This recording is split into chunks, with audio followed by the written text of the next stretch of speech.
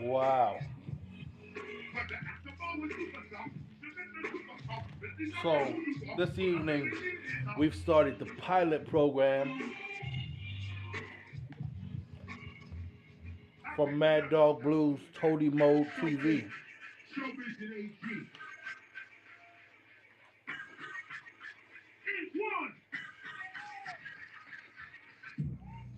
And right now I'm listening in on a live stream. I can see the video. I'm not sharing the video.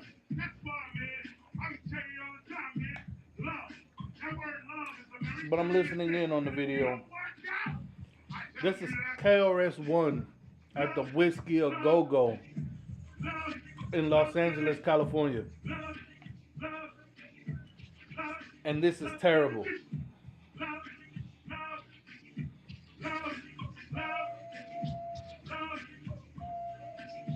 Like, I've been to so many live shows and seen actual performers who love what they do and who are really good at what they do.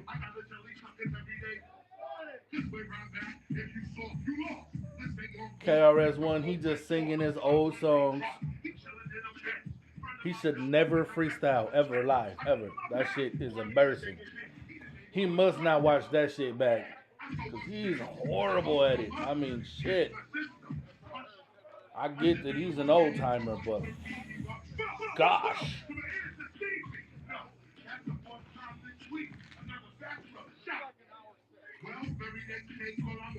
His freestyles are horrendous.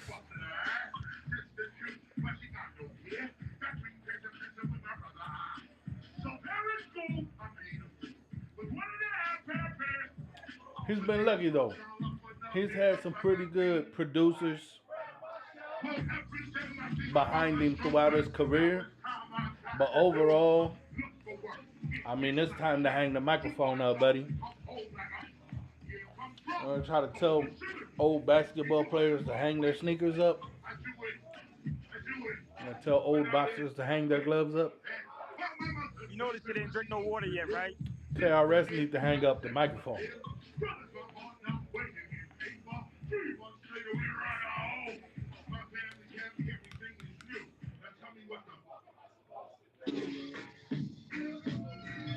Basically what we have is I'm getting ready to start the live show, Mad Dog Blues Toady Mode TV.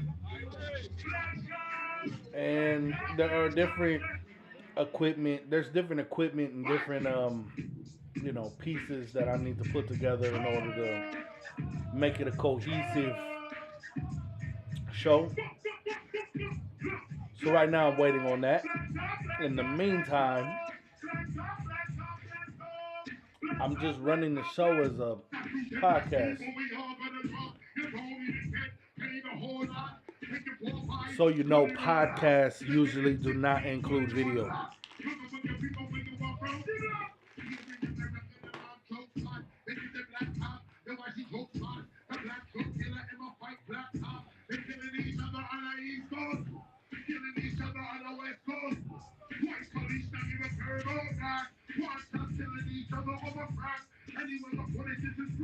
So it must be that the people who come to see KRS-One live, they just hoping to hear his old music. Like, they must be fans of his old music. And they're hoping he'll bust a couple of them old raps or whatever.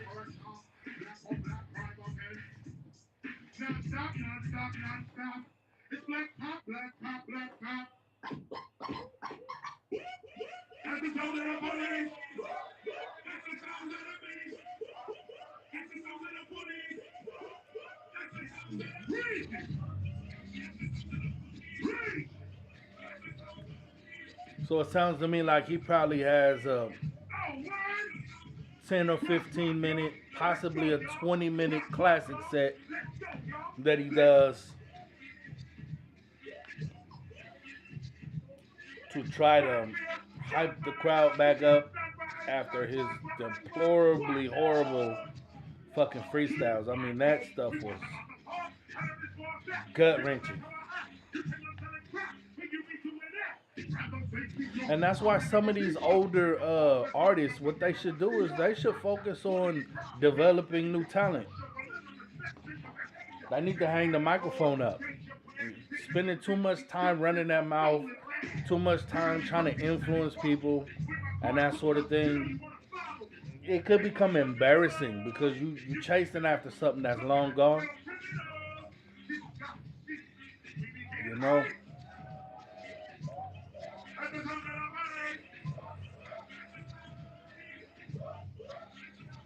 and it's unfortunate because it seems to me like some of these dudes, like they think they're Garnett Silk or Buju Banton or even Barrington Levy or one of these dudes. Like I went to a Barrington Levy show in Solana Beach, California. When I tell you that man tore the fucking roof off that club, and that club was packed. And right now, KRS-One, he's in the Whiskey a Go Go. They got it set up to look like there is a crowd in there, but you can hear that ain't even a real crowd. I've been in bars with more people. I performed in bars with more people inside the establishment. Right, but the Whiskey a Go Go is what it is. So you just gotta know, like,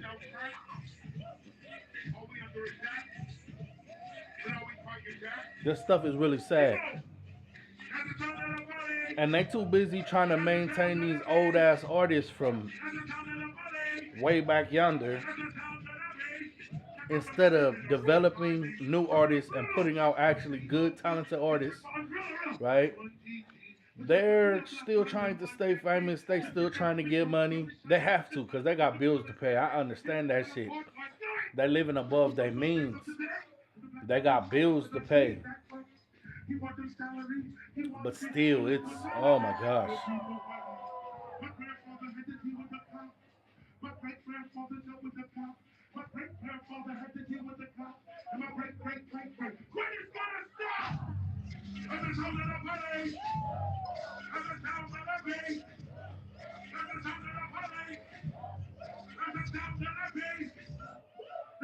And what a lot of people don't know is it's Jamaica, it's Jamaicans trying to hold KRS One up because they see the bridge between hip hop and dance hall. They know the bridge between the sound system and what they were doing in the Bronx back in the day, right? This shit started on the island. You see what I'm saying? It started in Jamaica, right? With Prince Jammy, King Tubby, right? Them dudes, the sound system guys, the original DJs. Hip hop talks that shit like, oh, we're DJs and all this other shit, right? But in reality, that stuff started in Jamaica. It didn't start in New York. It didn't start in the Bronx. It started in Jamaica, in the Caribbean.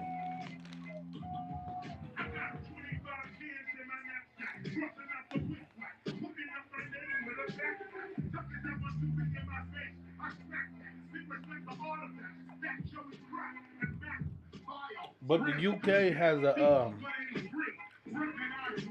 a large Jamaican immigrant population. And in the UK, they embrace American music a different way. So you hear him a lot talking about, oh, he can only get money overseas. The reason is because, like, I don't want to call him an 8-track. I remember he was saying some shit about he was analog in a digital age.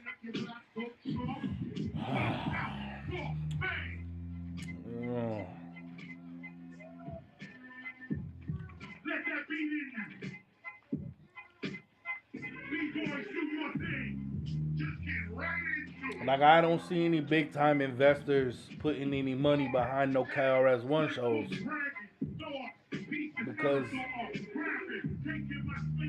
as an artist and as a talented person, He should be able to put together something better than what he's doing right here. And I'm not going to say, oh, well, this is underground and this is raw and this is gritty, because we was coming harder on street corners, spitting over blunts and 40 ounces and shit. We was coming harder than this in the 90s. All right, in the 90s, which ain't too far from the 80s, which is KRS Stiffer's generation, right? That's Lawrence's generation. So we ain't too far behind him, but we light years ahead of that man. And you know, that's the problem. See, he's got it's too much egotisticalness, and has always been that.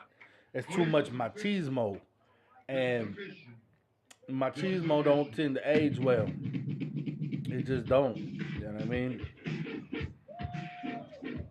I do get that there are modern artists and very relevant rappers and shit like that holding him up now in the modern age of rap or hip hop. Like they holding him up. They'll make music with him. They'll do songs with him. But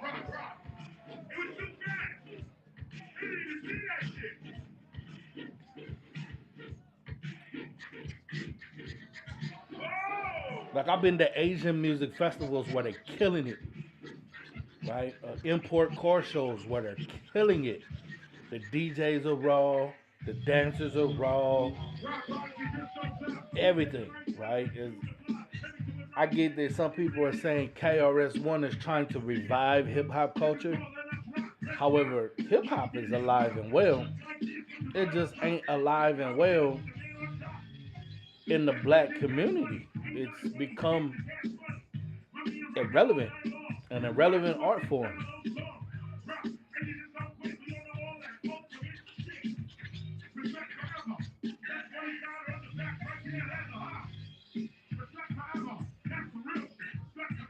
Like I know a couple of cats from some Vietnamese DJ crews that are doper than any of the DJs that I've seen in quite some time coming out of certain areas. Period. Point blank. I mean, them dudes are fucking raw.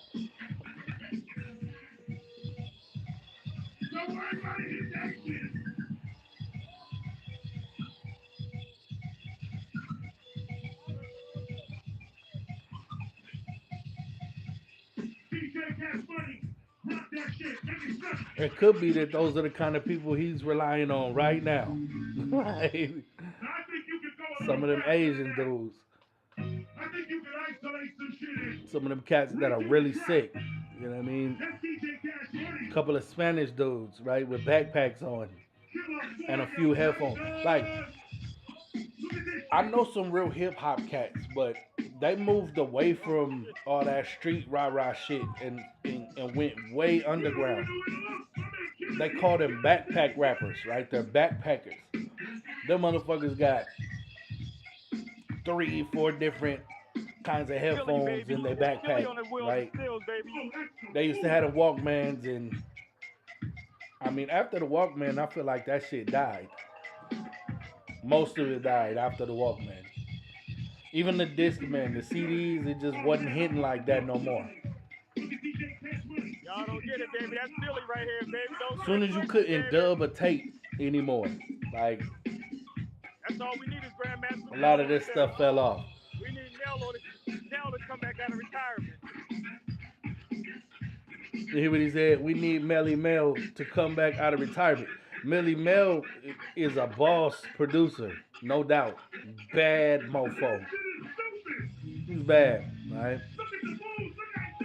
Grandmaster Flash is a badass DJ, right? No doubt. KRS-One should never freestyle. Ever. He should just stop. I can't front. Look, you know why I'm so harsh is because it's KRS-One. Like, this dude used to fucking boo people off the stage, He used to bum rush people's shows and run them off the stage because he says they're whack and they're not, they're not hip hop. They're not doing it correctly or whatever it is, right? I'm telling you right now, this man is using these dancers and these other people to keep people from leaving. Is how I feel about it. Like normally, what I would do is I would just leave. You know what I mean? Like I don't even stand there and just stand around and watch no whack ass performance. I'll go outside. Well, back when I used to smoke cigarettes or blunts or whatever it is, this would be a smoke break, and the whole damn show has been a smoke break. From what I see so far, it's like one long ass smoke break.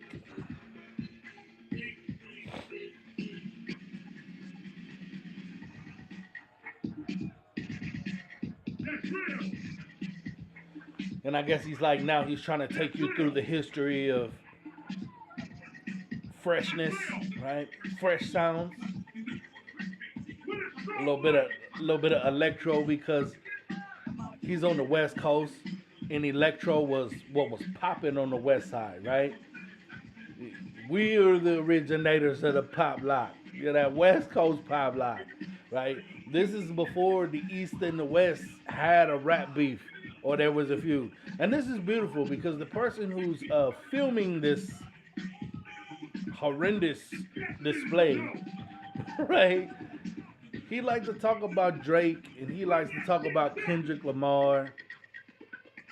He says he doesn't talk about that stuff because that stuff is distractions from the truth, and he don't care about none of that stuff. But he talks about it every day, right? He tries to hype up this Drake versus Kendrick kind of battle revival type situation. In reality, the West Side been doing this thing its own way forever. And it was the East Coast artists and the East Coast hip hop dudes that was trying to make it seem like what was happening on the West Side wasn't legit, right? California was working with Texas. California was working with the South. California was working with the Midwest. New York wanted to be New York. The East Coast wanted to be the East Coast. They stayed in their lane, right? Once they seen that it was real competition in other places, they was like, oh, but we started it. Now it's love. We started it. We're the originators. Right? I don't want to hear none of that shit though. Because I lived on the East Coast too, right? So I'm familiar with Heavy D and the Boys and fucking Big Daddy Kane and New Jack Swing and right? Hip hop period point to the Bliss Hank, right? I'm familiar with it. However, when it comes to the West Side struggle, when it comes to the West Side style, when it comes to, and that's what it's kind of like. It's like Wu Tang versus Llama, right? It's like Shaolin versus Llama. You dig what I'm saying? The West Side been having its own style. The West Side been its own thing, right? And Dr. Dre and these dudes, they try to piece it up with the East Coast, and them dudes, it's their egos. They can't let go of that shit. You know what I mean? It's like, oh, you guys are corny. I remember when it was dudes like KRS-One saying that the West Side was corny, right? Now this dude is in the Whiskey A Go Go in Los Angeles, California, talking about a temple of hip hop and originators and legends and talking about Cool Herc and Cool Modi and all this other shit, right? He brought up King T, right? He brought up a couple of people, old school cats, right?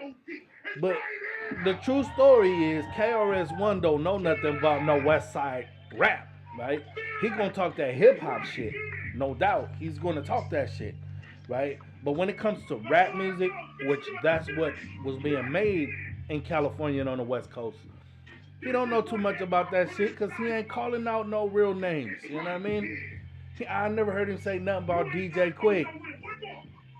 I ain't hearing him saying that Sugar Free is a lyricist, like a spitter. You know what I mean? I'm not hearing him say, South Central Cartel had rhymes. You know what I'm saying? And I'm talking to the BDP guy, the fucking criminal minded guy, the dude who some people trying to give him credit for starting what they call gangster rap, right? That shit that the East Coast said was corny and destructive. The shit they said that destroyed hip hop as an art form. There are people who believe that this guy and one other cat from Philadelphia uh, created that style of music, right? They're gonna claim credit for whatever, you know what I mean? They ain't Share it gonna on go back and TikTok, say Twitter. that Share it out. Josie Wells and them dudes was getting it in Jamaica. Right? They ain't gonna go back and say, you know what I'm saying, that the shot of music been popping on the island for a very long time, you know what I mean? They wanna try to make it seem like they created some shit when really all they did was turn some shit to the left that some other people was doing, right? They're trying to take the sound system, they're trying to take the dance hall, and they're trying to make it say this is our thing, right? When really, nah, it's not. It ain't. You know what I mean? Like I don't hear him out on the west side giving it up to no real west siders though. You know what I mean? To no west side rappers. To no west side producers. Right? I've never heard him ever say anything about you know what's that boy's name? Mac Dre. I never heard him say nothing about Keep the Sneak. You know what I'm saying? What would we say? Listen to this guy. Who's trying to ride that Kendrick Lamar wave? They didn't take your language from you. You created language itself. They didn't take your mind. You are mind. You are the inventors of mind. Now here's the crazy thing, right? Should you sound better when you just talking than when you rapping? You got it right there. I might have to see you in the back real quick. Should you sound better when you just articulating than when you're fucking presenting your art? Your inner essence. Define yourself. And if that's what it is, right? If you talk better than you rap, if you speak better than you rap, you should stop rapping. He could call it whatever he wants to call it. Oh, it's hip hop. It's all this shit put together, right? But really, KRS-One is a rapper. How good is he at it, though? How good is he at rapping? Suddenly, this dude had another problem. It was a different problem. Let me show you something. When you change your name, you change your nature. Let me tell you something else. Right? He does sound like one of them old ass New York gangsters, right? Or one of them old black and white movie gangsters and shit. Like, let me tell you something. You know what I'm saying? No, that's Fire Marshal Bill, right? That's in living color. That's not black and white.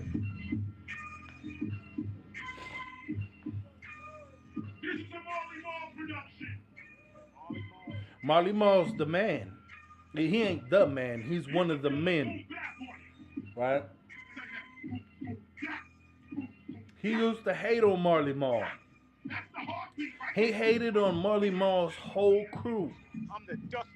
Now what is he doing? He's riding Marley Marl. You know what I'm saying? Marley Marl's dope. Right? As a producer, he's a better producer than KRS-One has ever been a rapper. But look what he's doing. Right? It's like, we're going to beef with each other, then we're going to link up and I'm going to ride your wave. You know what I'm saying? I'm going to figure out a way to get recognition from what the fuck you doing. Right? Because you're better than me. That's why I say KRS, Lawrence Parker is one of the oldest clout chasers. I mean, that shit is sad. And me being from the West, anyone could be like, you know what, homie, slow down. You know what I'm saying? The elders, the triple OGs, they could be like, you know what I'm saying, stall him out. You know what I'm saying? You know, we fuck with dude or whatever. But I'm gonna tell you like this. That's one thing I'm Go check proud the of as video far out. as West Go Side check the video out, artists, y'all. Hip hop lives. as far as West Side Hip hop lives. rap music. Most of the West Coast artists don't continue to go out there and embarrass themselves. They either do better. I remember they was like sitting on Snoop. They was like, what is he doing, right? He came out with the sexual seduction and all this other stuff. He never stopped. But everything he did was better than what this man's doing. And when I say this man, I mean KRS One, right? So now the dude who's recording this stream at the Whiskey A Go Go, he's showing YouTube displays that show KRS One and Marley Marl, right?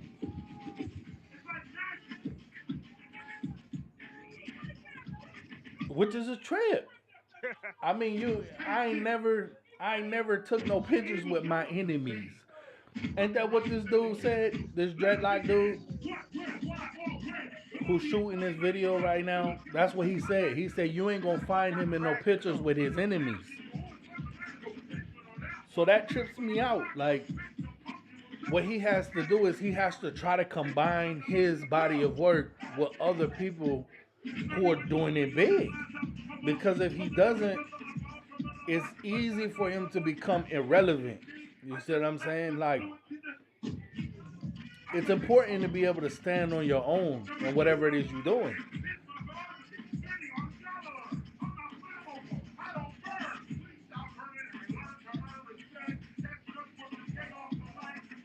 Like, it's cool to be in a group. It's cool to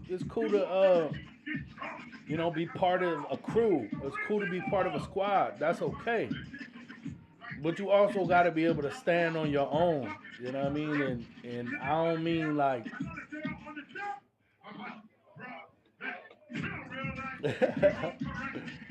you know, I don't even know what to say about it. It's because I'm gonna tell you the truth. So when I was younger, I had a partner. And his family had like a big ass tape cassette case with anything you could think of. All the rap music, all the hip hop music that was relevant up to that time. And it was probably up to like 96. There was some KRS One tapes in there, some BDP tapes in there. And I tried to listen to that shit. I promise you I did. I put it in the deck. I tried to listen to it. I pulled that shit straight out of there, threw it. The same as they used to do us. They used to take our music and throw the tapes out the window and shit. You know what I mean? They used to be like, get that shit out of here. Don't nobody want to hear that corny shit. Don't nobody want to hear that country music, right? That's how they used to talk about us. I promise you, I listened to a couple of songs by this dude, and I threw the tape and was like, I don't want to hear this shit. And what's crazy is, this is during the time when the Notorious Big album came out. His first one. You know what I mean? Ready to Die. Yeah. It was extremely dope.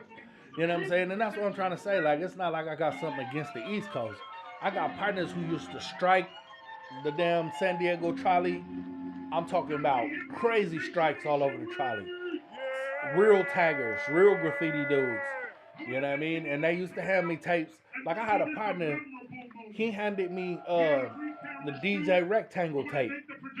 When I tell you that was some of the dopest shit I ever heard, right? Because that white boy, DJ Rectangle, was mixing and scratching West Coast music, right? It was dope. DJ Rectangle, he's dope. You know, it just, this ain't it. This ain't it. I wouldn't even take a picture. I wouldn't stand around and wait for him to sign nothing. Whoa!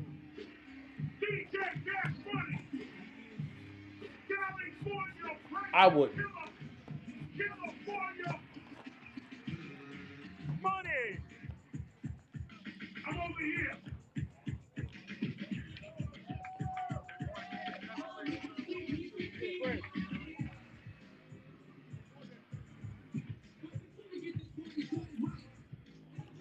It just ain't it. Turntable. Turntable. Like I feel like if there was gonna be a bunch of hip hop stuff happening, It's gone. it could be presented much better than this. Like if he was a real creative genius, you know what I mean? He could present this better. That's like the last show I seen him doing with the two dudes that was with him, and they sucked on the mic. They were terrible freestylers. I mean, it was horrible. And I think some of these promoters, they have to know this. Like the people in the venue have to know. It's like, man, we was here last week with Sugar Free, and this ain't it. We was here last week with the Dog Pound. You know what I'm saying? We was here 2 weeks ago. Ice-T don't get down no more, but imagine that. Oh, nizzity. How would that go? You know what I'm saying? If Ice-T rocked the damn West Coast hip hop celebration and got up there and really did it. You know what I mean? Like, these dudes, they just coming from the East Coast to the West Coast doing what they used to do on the East Coast because it's safe. And that's fine. That's okay. That's good. It should be safe. They should be safe. Right? But I'm telling you, KRS-One, even if they tip their hats to that man, KRS-One ain't no damn Ghostface killer. He's not a member of the Wu-Tang Clan. You know what I mean? He's not even Mobb Deep. You know what I'm saying? And you know, it's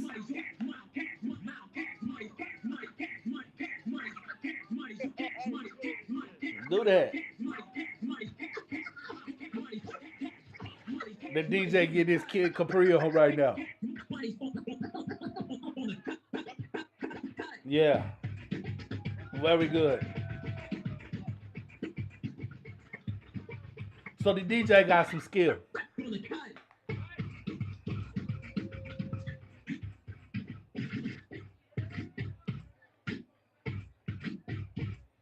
The DJ get this kid Capri on right now.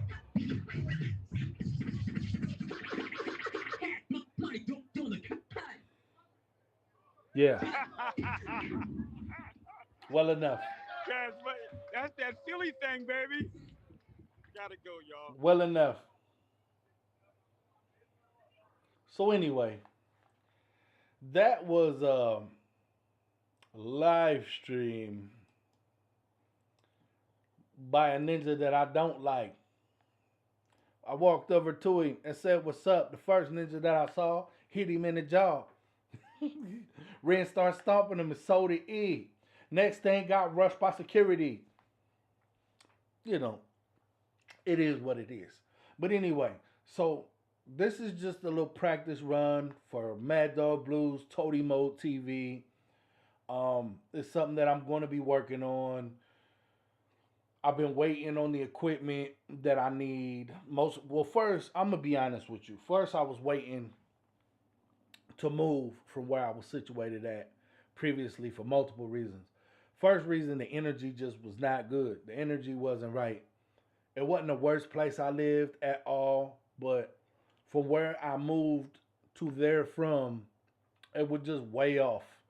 And I ain't gonna front, I was having a hard time adjusting to that shit.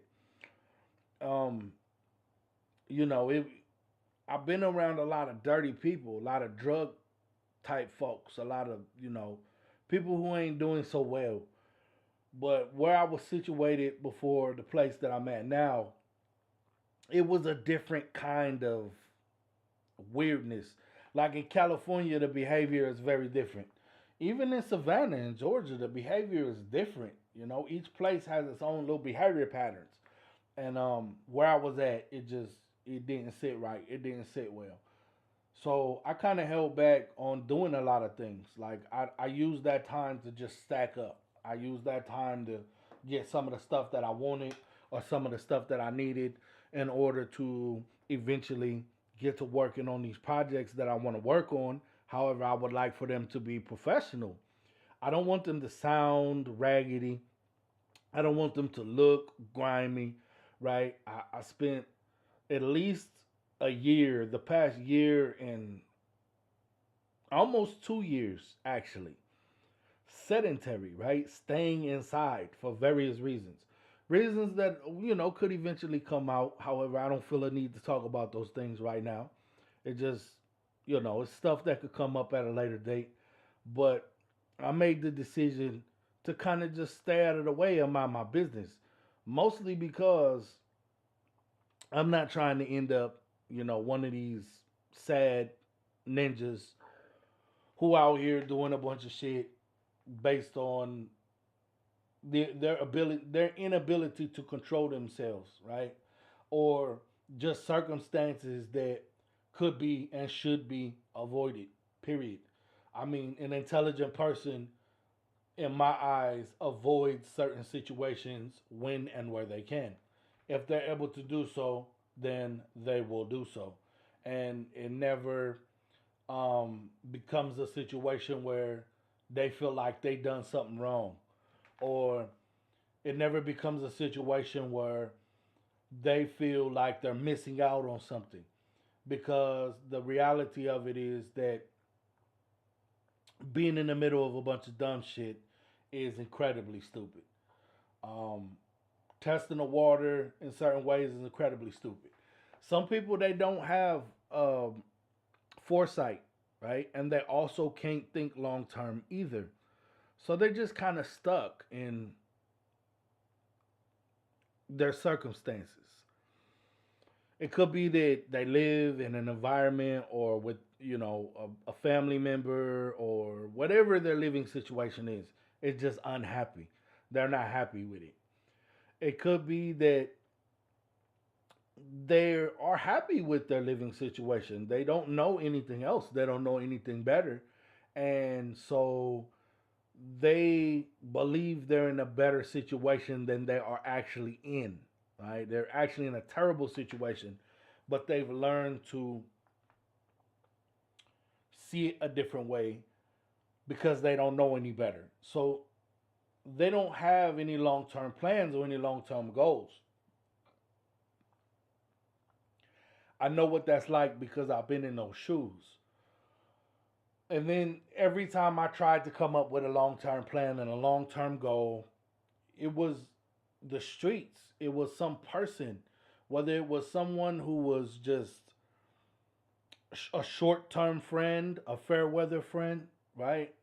Someone who didn't deserve the kind of loyalty or the kind of respect or the kind of protection that I offer to people that I care for, right? Because I grew up a certain way and the environment I grew up in was extremely harsh. Um, and we end up with kind of this orphanage syndrome, right? If you know anyone who's been to juvenile hall, that's the present day orphanage. It's a step up from, um, the shelter situation, DHS, uh, not DHS, CPS, right? Or DHS in another area is Department of Health Services. But what I'm thinking is like children's services, right? The step up from that is actual confinement. And some of those kids get confined if they can't find someone to take them. They just put them into the juvenile system, right? But juvenile hall, juvenile jail, CYA, that's the California Youth Authority, et cetera, that's your modern day, that's your present day orphanage. And what happens is we end up with this orphanage mentality. So we learn that we have to look out for each other. We learn that we have to take care of each other. We learn that religion is the enemy. We learn that the system is the enemy.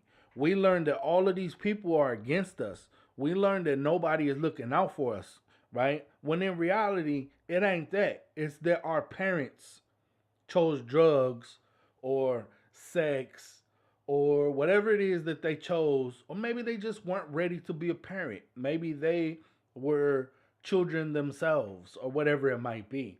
But really, these are things that it's not that the government is against you, or it's not that everything is so horrible. Is that your family, whether it's their parents, your family, one way or another, failed you. So you then go into this orphanage stage or this orphan mentality, this orphan stage, where you looking for parents, you looking for big homies, you looking for big brothers, you looking for people who understand the life you living.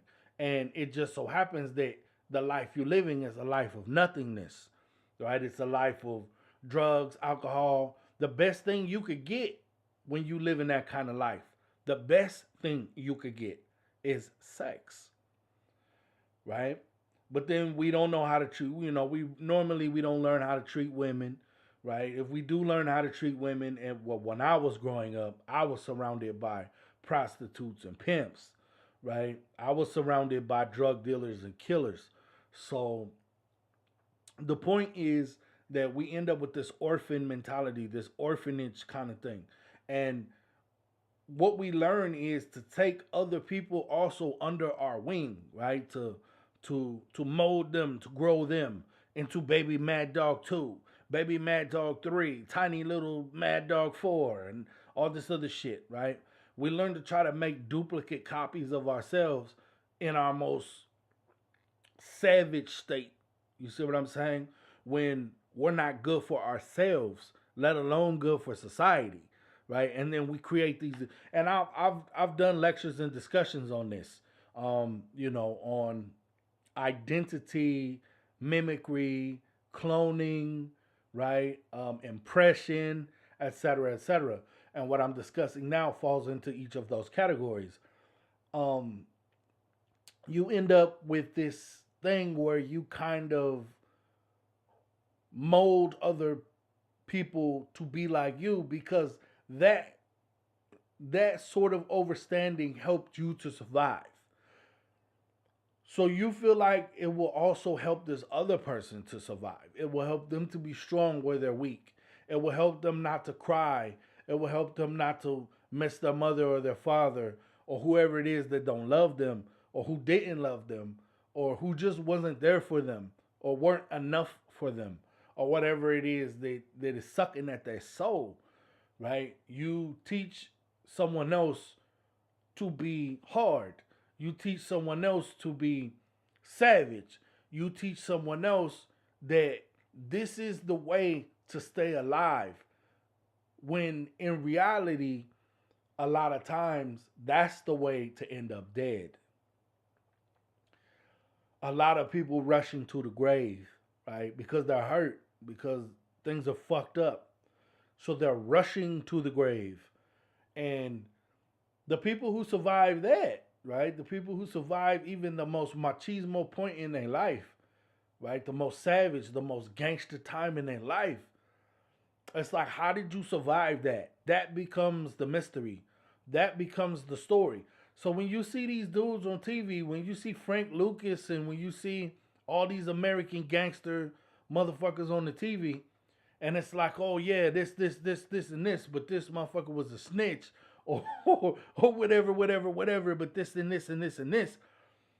The intriguing part, the part that makes you that grips you, that pulls you to the program, that allows you to continue to watch this malarkey, to want to know more about it, is the question of how did you survive? After all these things happened, how did you make it? Right? Why are you not in prison for the rest of your life? Why are you not dead? I know somebody, this cat, with the dreadlocks, he's always talking about how one of his people got killed over a loaf of bread, right? Okay, ask yourself this. How was it that his partner got killed over a loaf of bread, right?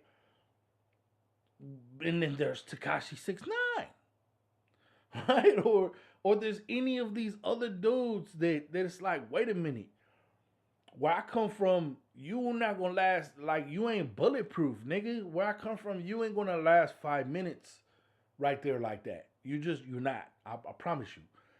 I watch some of these presentations on YouTube and I think that to myself all the time. Like, it's like, yeah, I'm in Cali, I'm in Leimert Park, I'm here. Those are very safe places to be, homeboy. You should stop trying to make it seem like you're in the gully ghetto, right? Those are safe places to be. You're not in Southeast, like you ain't on Raven, you ain't on 41st and Raven, like you're not on, you know, you're not on Commercial Avenue, right? You're not on 30th and L, right? You're not in none of these places where you're just walking over there, and then those places are safer now, right? So you could go over there now, maybe, possibly, and walk around with your camera phone, right? It's a possibility.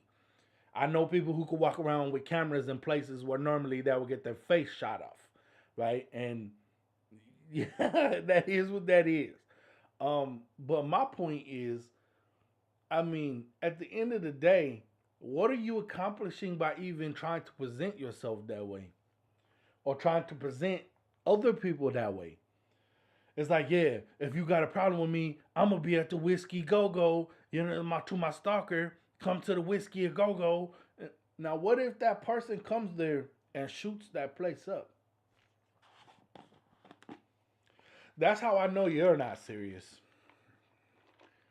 Because a person with any sense don't even entertain no shit like that. What if that person on the internet? I mean, guns don't cost much of nothing these days, and they're easy to get. So, what if that person you inviting to the Lawrence Parker show shows up there and busts at anybody? It ain't even gotta be you. What if they think the other guy is you? Or they see you standing in the crowd and you just so happen to be standing next to somebody's mama. Or anything like that, right? I'm gonna be in Leimert Park on Thursday. Come down, or on Sunday. Come down to Leimert Park if you really got a problem. I'll be in Leimert Park. Everybody sees my face in Leimert Park.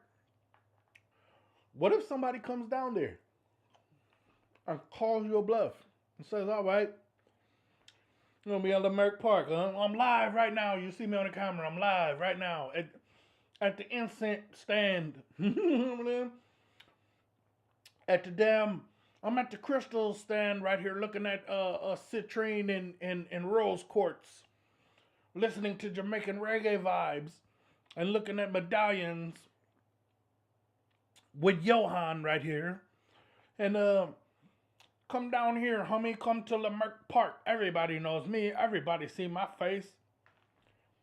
Like, where I come from, you a clown in the worst way. Like, they would keep, if you went to jail, they would keep you in your cell. They wouldn't let you out. They bring you would have room service, homeboy. They will bring you your food to your door, so you don't get hurt and they don't get sued because they couldn't protect you while you did your little 3 months for misbehaving in the damn courtroom or whatever it is. Right? It's nonsense. It doesn't make any sense to me. But anyway, I'm gonna leave that alone. We're approaching the 50-minute mark. I would venture to say that other than the few which I'm going to definitely work out, those won't be there very soon. My audio is clear. My setup is well enough. It's decent enough. There are a couple of other components that I'm waiting on. And just to have things exactly the way I want them. Normally what I would have did was, after the little presentation that I was just listening to at the Whiskey a Go Go, I would have music queued up in the background for, just to take away from the subtle breathing, and if I happen to drink some water or anything like that, those types of noises, that drowns that out. I definitely keep a background track going while I speak. That's just what I do. I don't need anybody to try to say, "Oh, well, I played music first and no one else played music and there was never any music there." Until I did it, and then everyone else learned to do it. I've been doing this podcast stuff, or make creating presentations on the internet for quite some time. It's over a decade, so I know how to do it. I know how the programs work. I went to school for graphic design. I've been a musician and artist for many years. I used to do live shows. I used to battle people. People used to come from way far out to come find me where I'm at and then challenge me, wherever it was that I was at. And there'd be great big crowds right there listening to us rap for free, right? We're freestyling. That is what that is. I mean, that's juvenile stuff. That's not what I'm doing today. I'm still a musician. I still have certain qualities of an entertainer. However, I'm not here to entertain you or anyone else. I'm basically here to do what it is that I enjoy doing. And I think that's what most of us are doing. I mean, it could be that we're not entertaining anyone. I'm not entertaining nobody, right? Unless I want to entertain them, right? And then that's a different thing right there. But that's neither here nor there. That would be me talking in circles, and there's no need for me to do that. Also, I was trying out different microphones on my setup. Before I was using a Tascam. Let's see, what is this? A Tascam TM80. That microphone is okay. It's definitely not a good microphone for vocals or for vocalists unless you're looking for a certain kind of sound. Unless you're looking for a little bit of a muddier, a little rougher kind of sound. The microphone that I'm using now is a bit clearer without being as loud as an AKG mic that I used to have. I have a couple of AKG mics. They're in a storage unit in California though. So I had to get new microphones. The microphone that I'm using now is the one that I'm going to be using. It sounds good. It's crispy. I like it. And that microphone is made by Marantz. If you're an audiophile, if you're a person that really loves high quality music, high quality sound, uh, good stereo quality music, stereophonic music, you know that Marantz ain't no joke, especially when it comes to amplifiers, when it comes to preamps and amplifiers. Marantz is top of the what used to be.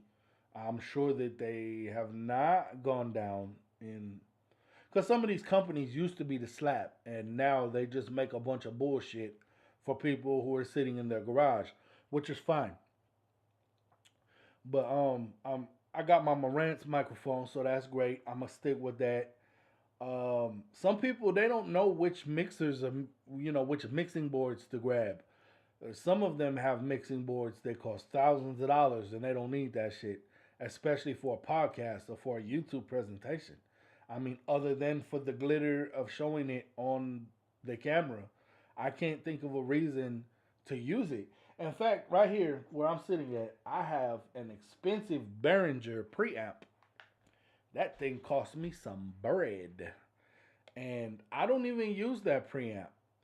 I might use that preamp to record instruments, right? Or to record from a workstation. But as far as the microphone and all that kind of stuff, I don't even like the phantom power. Like it just, it doesn't sound right. To me, the compressors or whatever it is on it, it don't grab things the way that I want it to, and it definitely doesn't have any sort of sophisticated EQ at all on it. Whereas what I'm using now, we're not going to say what I'm using now because it's top secret. But the um the EQ on it is phenomenal. The effects on it are also phenomenal. It does everything that I want it to do in the way that I need it to do those things. I'm very happy with it. So the two main projects that I'm working on right now is that I'm about to release an instrumental album, no vocals. I can and I'm going to eventually add vocals to that album, right? However, I decided to release that album in two parts. One of them because I made all the beats, I made all the instrumentals. So, um,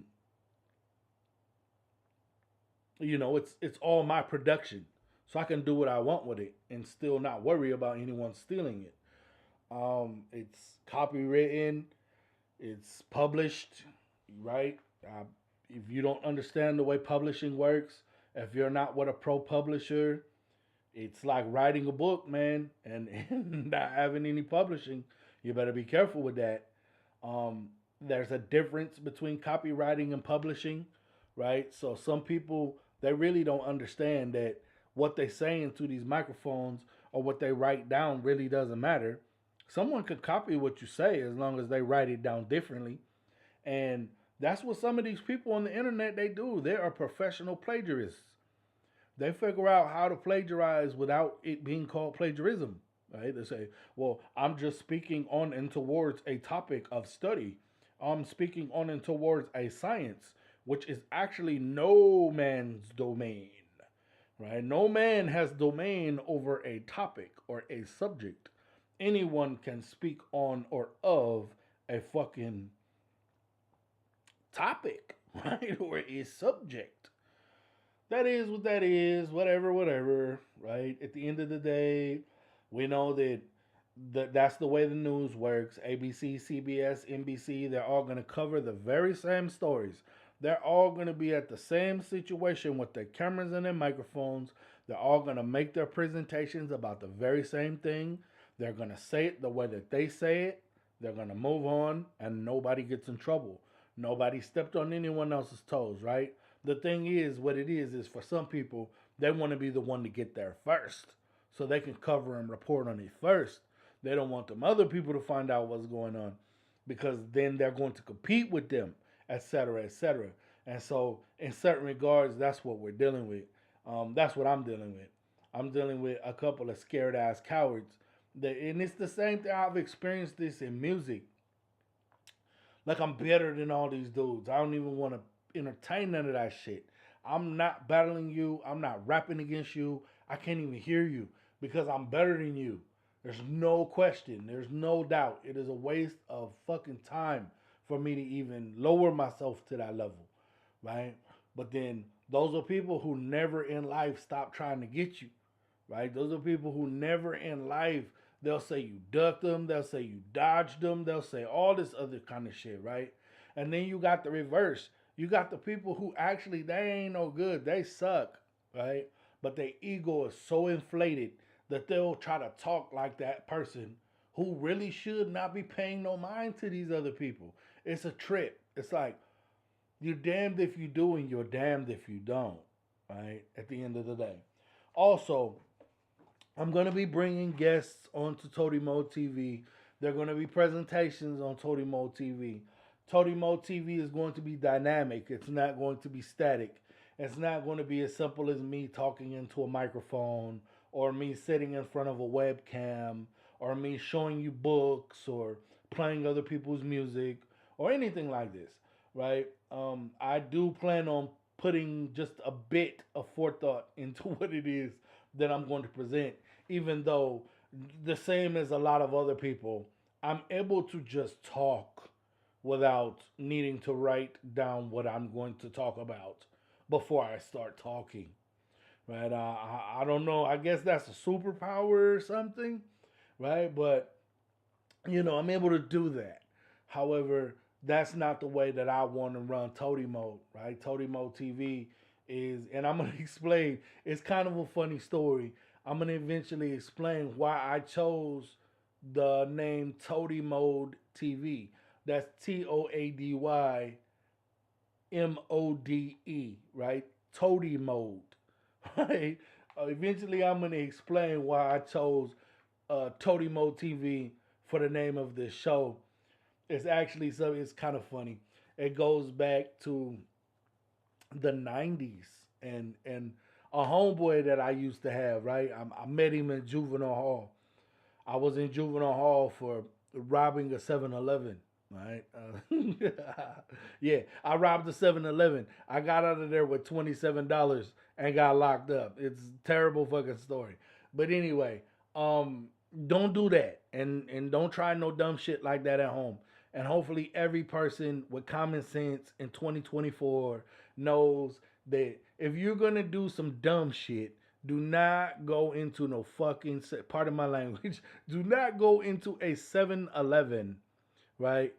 Trying to earn no stripes, like trying to impress nobody. Like I ain't scared and I'm about to I'm about to stick this up, right? Because you fuck around and be part of a Slick Rick story. You see what I'm saying? And you don't want that for yourself. But my real quick, my partner. So I had a partner in juvenile hall. You know, I knew him from the block slightly, and I seen him in there, and people was treating him badly. People were, once we got into juvenile hall, it was everybody from the city in there. So all these different groups, right, come together in juvenile hall, and this is where you fight, right? We're young, we're earning our names, we're earning our stripes. So it was constant bullying and constant, fighting, and so Tony, there was a cat named Tony Ray Clay, and when I met him, he didn't have no eyebrows. He had shaved his eyebrows off, right? And people was talking to him crazy because it was crazy. Like he looked like an alien. Like it wasn't right. He had like shaved all, like he some people trying to say, he was smoking sherm sticks and shit like that. I don't know if you know what that is. That's PCP. But that ain't why. He was just doing weird, like some people in their teens and stuff like that, they do weird things because they're being bullied or they're being pressured and or they're depressed or like they're having a mental breakdown. So it's like on some mental health type stuff, right? But he shaved off his eyebrows and then I remember I was on my way to a camp, to a juvenile camp, and he happened to be in the same lockup as me, and we got into discussing why it was that he was sitting right there with no eyebrows on his face, and turned out that the dude was he was kind of funny. You know what I mean? He I ain't like him. You know what I'm saying? Like I don't like guys. I don't be oh yeah I like that guy or nothing like that, right? But I could tolerate him. You see what I'm saying? And it just so happens that after we were locked up together, then once we reached our late teens, right, towards our early 20s, but our late teens, so 17, 18, 19, around that time, um, he was back in the hood, right? And he was, he had been released, and I had been released, and we were still in the same area. So we kind of linked back up, right? And we would like smoke blunts together, smoke joints together, or whatever, get 40 ounces from the liquor store and hang out and talk and kick it. And anyway, so now I'm telling the story. I might as well tell it.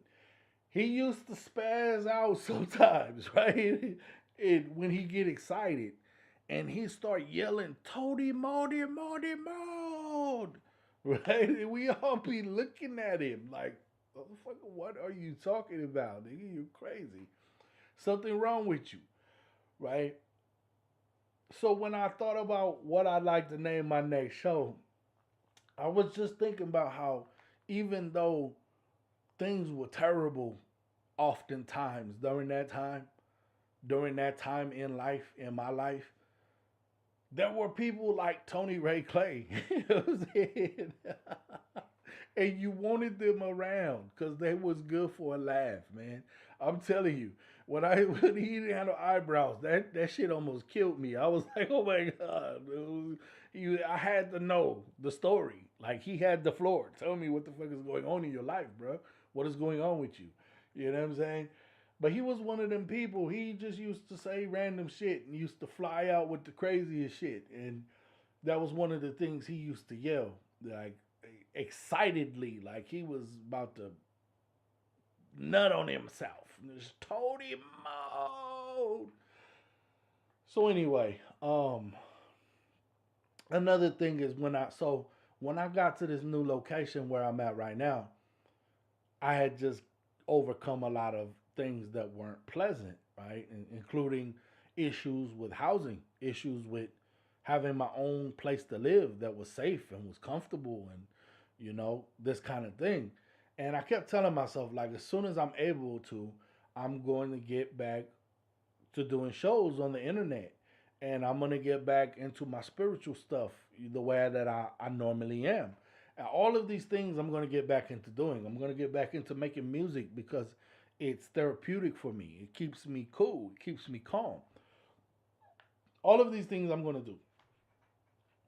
And when I was looking at houses and when I was looking at places, to possibly move to, there was one house that when I pulled up on it, I heard something so I got out the car. I walked to the front door and I heard something rustling in the bushes. It was like, psh, psh, psh, psh, psh.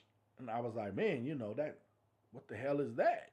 I could hear it moving. It was like, I don't know what it was. I don't know if I was about to see a rat or a mouse or what, but I could tell it was something with a little bit of weight on it, and it was moving around in like the little grassy area, the little bushes right there next to where I was at. So I walked over there to see what it was. I turned the light on my camera phone. I shined it in the bushes, and in those bushes, I saw a toad. And I hadn't seen like a wild toad. I don't want to say it that way, like it's some kind of special wild animal. But I hadn't seen. Well, it is a special wild animal. But I hadn't seen a toad since I was in South Carolina when I was a little kid in Georgetown and in Andrews and in Sampit, right? I used to play out in the woods and I'd be out there digging holes with sticks and playing next to ditches and shit like that. And I would see toads all the time and I would catch them and I would mess with them. One time I caught a big ass bullfrog, right? And these are memories that I have. It takes me back to when I had holes in my pants and Payless shoes on my feet and all I ever ate was beans and rice throughout the month until the first when maybe we could get some meat on the plate or whatever it was, right? I lived in a ramshackle trailer with uh, fiberglass hanging out the bottom of it in the country in Andrews, right? Georgetown. Anyway, and Sampit too. I really used to catch a lot of toads back then and keep them in mayonnaise jars and just like look at them. I wanted to be a scientist and I liked bugs and I was a little boy. I liked bugs and frogs and critters and creatures and shit. Um so when I saw that toad first, it took me to Sampit when I was a small child. And I was like, damn, that's a toad. You know what I mean? I wanted to catch it. I wanted to keep it. Right? I'll go to PetSmart and get a little aquarium or something and buy crickets and feed old boy. You know what I mean? Because it was a damn toad, right? I hadn't seen a toad in so long. I've been in San Diego, right? All these other places for so long that I just had not seen a toad. And it touched me for a second. But then, next thought that I had was Tony Ray Clay, right? Toady mode. Toady Mody Mody Mo, right? That was the next thought that I had. And that kind of touched me. You know what I'm saying? So immediately I was like, yeah, I want this place. This is the place I want. I want to live here. That I feel this town. I feel this area. I feel I already came to the state that I wanted to be to or wanted to be at. Now this is a town where I want to be, right? Because it's good for me. I feel like it's probably better for me than not right here. And to me, the toad was a sign. You see what I'm saying? Also, toads represent wealth. Toads represent progress, right? Forward progress, change, transformation, right? And in Asian cultures, and specifically Chinese culture, there's a creature called a wealth toad. So all of these things it just flooded my brain. And it was like, man, I want to live right here. This is the house. This is a lucky house.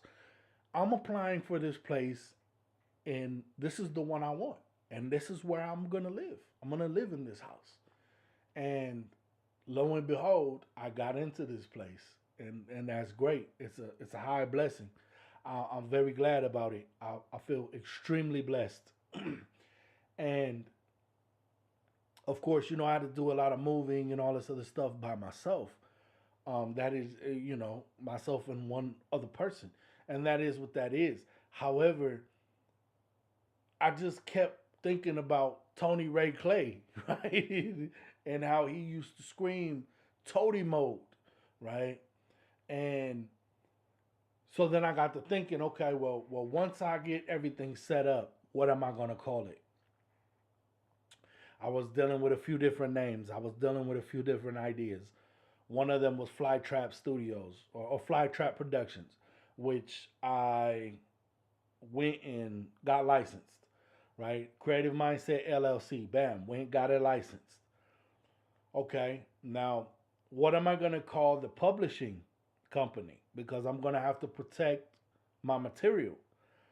Okay, I'm going to call it Lucky Toad Publishing and Lucky Toad Recordings. Bam, licensed it. Then it was like, okay, well, when you put this show together, what are you going to call it? What is going to be the name of the show? And I've had other shows and I've done, they're different projects, they're ideas. And until it pops, that's what it is. It's an idea, it's a project. If it doesn't pop, you still have that experience. It just didn't go as well as you wanted it to, right? So I was going through names and I was like, what should I call it? For a minute, I was trying to think of the freshest shit I could possibly think. Or like, some of the names I was like, nah, that's too hood. Or some of the names I was like, nah, that's too street, right? Even some of them I was like, nah, that's too corny, right? But that I didn't feel that way when this one came to me. And I said, you know what? This is the Toad House, right? I seen the Toad in the front. It's the Toad House. This is a sign. It's Lucky Toad Recordings. It's Lucky Toad Publishing. And I'm going to call the show Mad Dog Blues Toady Mode TV. It's a YouTube channel. It's going to be something like a television show. It's going to have aspects of radio, TV, all that different kind of stuff, right? I'm going to put some work into it. So I decided to put my name on it. First thing first, Mad Dog Blues, right? And then Toady Mode TV. So that's how the name came to be. Sometimes I wonder if Tony Ray Clay is even still alive because he liked to do drugs and shit. And drugs are killing people these days. And I mean, killing them hard. And, it wouldn't surprise me if Tony Ray Clay had passed on already. If he didn't, he's still gotta be a funny motherfucker. There's no doubt about it. You know what I'm saying? But, I often wonder if he's still alive or not. Not because he was no hell of a thug, though. That's the thing. Not because he was no hell of a G. Not because he was no super gangster. And not even because he was some kind of mark or some kind of punk, right? But mostly because he liked to do drugs. And drugs is another way to end up in one of them boxes or end up ashes or, just 1,000 not good things can end up happening fucking with that stuff. So, um, we just gonna hope that Tony Ray Clay is out there somewhere healthy, happy, and getting some ass. And, enjoying his life and not hurting nobody and also not being hurt by anybody. You know what I mean?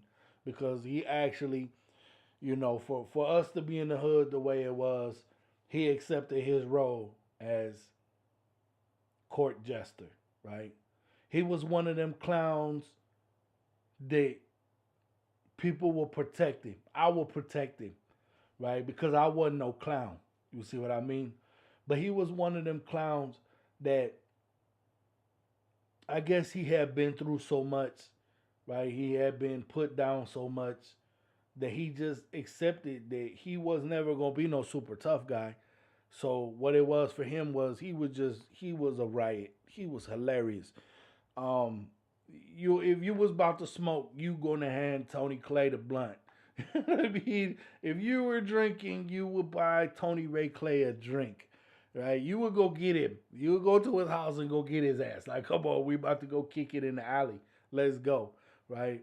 Because that was what he brought to the table. You see what I'm saying? He brought,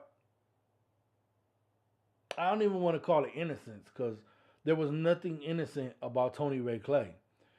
Um, but he brought kind of a, you know, he brought, it wasn't even comedy because it was tragedy. You see what I'm saying? I could go on and on about this shit, but I'm going to wrap it up. It wasn't even comedy because it was tragic. It was sad, really, right? But Tony Ray Clay was one of them dudes that will have you laughing at the dumbest shit. He will have you not even thinking about what your problems was. You might be want to hurt somebody. You might, been going through it. You might be ducking your probation officer, right? Whatever it is that you're going through. And for a few minutes, you wouldn't be thinking about that shit at all, right? Because that fool was off the meat rack, straight up and straight down. Anyway, I'm gonna close on that. Eventually, I'll have the fancy music and the background music and the closing segment and all this other stuff lined up and ready to go. This basically was more of a situation where first I wanted to speak on the terrible, terrible fucking presentation that I saw at the Whiskey A Go Go, thanks to some other guy. Um, but I also wanted to test my equipment. I wanted to make sure that there's not too much sound in the background. I wanted to test my microphone. I wanted to test my mixing board. Everything sounds good. I know which microphone I'm going to use. Obviously, as I've stated, I'm going to put this Tascam microphone away somewhere because it's garbage. I don't like it. And yeah, I mean, be on the lookout. Stay tuned. Pay attention because we're going to have some fun. Right? We're going to talk about some stuff right here on Mad Dog Blues Toady Mode TV. Also, I know, see, here's another thing, and I'm going to throw this out there before I close as well.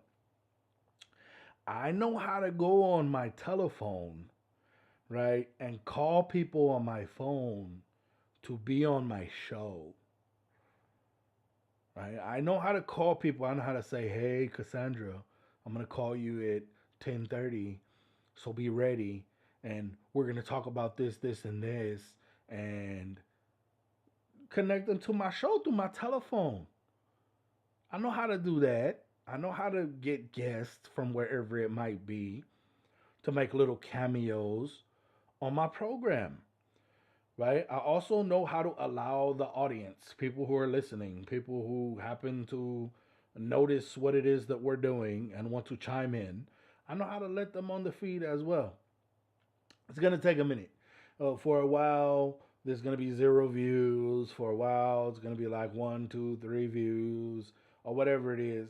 But once I shoot up past 10, right? Once I shoot up past 20 views consistently, normally there's a snowball effect that takes place from there, buddy.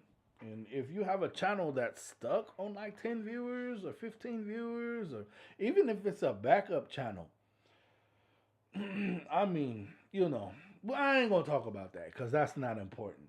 Anyway, you just stay tuned. Mad Dog Blues, Toady Mode TV. This is Mad Dog Blue, aka Ray Azul Sovereign, aka Demetrio de la Rosa, aka Lord Sigitsano Maragumi, right? Aka Meet Your Motherfucking Mouth, right? And I'm a holla.